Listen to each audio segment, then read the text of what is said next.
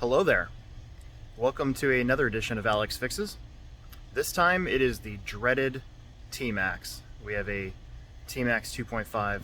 There was no note on the sheet that we got in. I did some investigating, and basically it's just one of those where somebody's had it for like a year or so and they want to bring it in, and they just tell us to get it running. So that's what we're going to do. We're going to look it over and we're going to get it running. So let's see what we can do with it, and again, let's get it running. Alright, so anytime that we get a T-Maxx where basically our instructions are, we don't know what's wrong with it, just get it running. There's just a few things that I'm going to go over first. Obviously you want to make sure that the truck actually turns on. So radio's got signal, we got throttle, we got brake, we got steering. That's about as good as a T-Maxx steering gets. And then I'll check the glow plug here in a minute. We'll hit it with the starter. We're going to put fresh fuel in it, make sure that it's getting fuel, all that good stuff. And then if it doesn't fire up, then at least that'll give me an idea of what I need to tackle next. Get ready for some time lapse.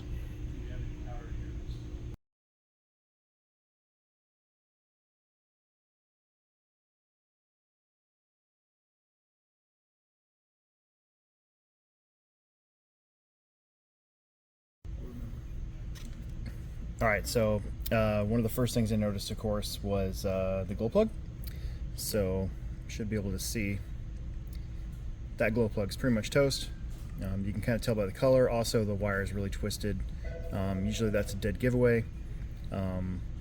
But also, a good way to check is to have your starter, take the glow plug out, attach the blue wire back to it, and then touch the engine, the metal part of the engine. That'll keep the ground, and that'll usually show that it fires off. If it doesn't, then that's what's wrong.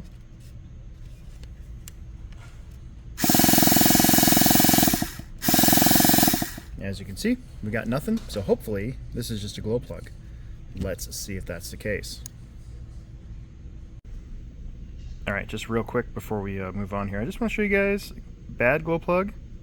You can see the wires all twisty, and it's definitely been burnt. It's kind of this white color. Okay.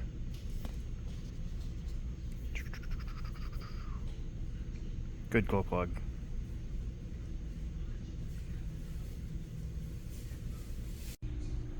Alright, we've put on a brand new Traxxas 32X glow plug. You can use other glow plugs. An OS LC3 is a pretty popular one, but the terminal is almost too big for the blue wire coil to go over. So usually those are used by guys who have their own glow igniter, and they're going to bypass the old Traxxas Easy Start.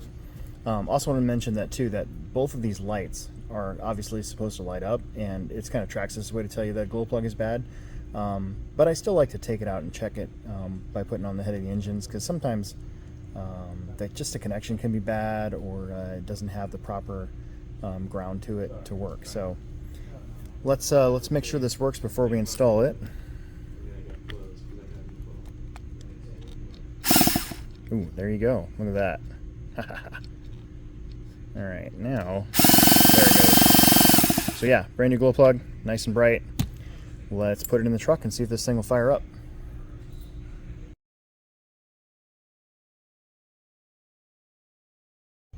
Okay, well, it fired up in the time lapse, so let's see if it does it here again, and then I think we'll just take it out and give it a quick tune and call it good.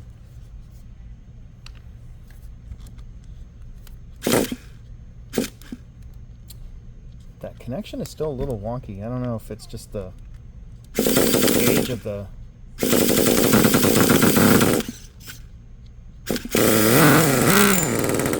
Nope, almost had it.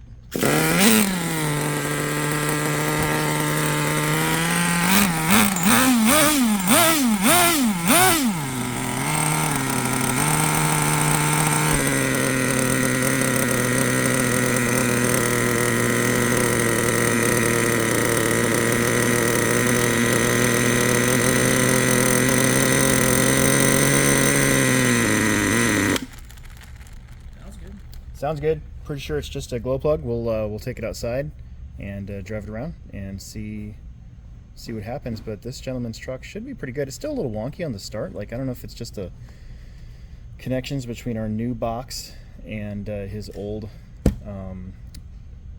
wires, but I don't know. Still works. So we'll go from there. See what happens.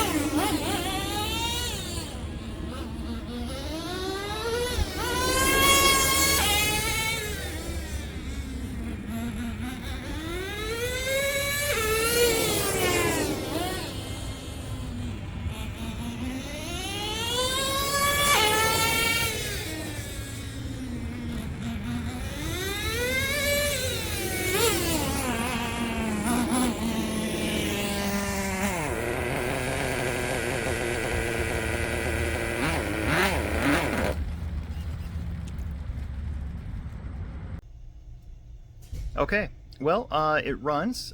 Pretty much just needed a glow plug. And then I went out and tried to just drive it around, see if it needed a quick tune. It is really humid today. So the engine just felt a little soft on the bottom, a little soft overall. I don't know if it's just because I haven't driven a 2.5 T-Maxx in a long time compared to a 3.3 T-Maxx. But it was having trouble kind of idling on its own for a little bit, so I did have to turn up the idle speed quite a bit, and then also wouldn't shift into second gear right away. So I did fatten up the bottom end, which is usually the culprit I've noticed on these older T-Maxxes. So did that, now it shifts, and it runs, but it sits there for a little bit. You got to kind of blip it a little bit, but that's kind of par for the course, I think, for any sort of older engine, whether it's Traxxas or whatever brand, especially this RTR stuff. So I think overall it's ready to go. I'm going to let the customer know about the starter. Doesn't like to, you kind of got to wiggle that wand around a little bit. He may want us to replace the wiring, he may not, but from here on out I think we're good to go. So yeah, this one wasn't too difficult. Let's hopefully maybe we'll get another one in that's even harder to, and we'll take quite a bit more. But for now, this one was pretty easy actually. So thanks for tuning in. Make sure that you subscribe, like, tell your friends, and we'll make another video for you soon.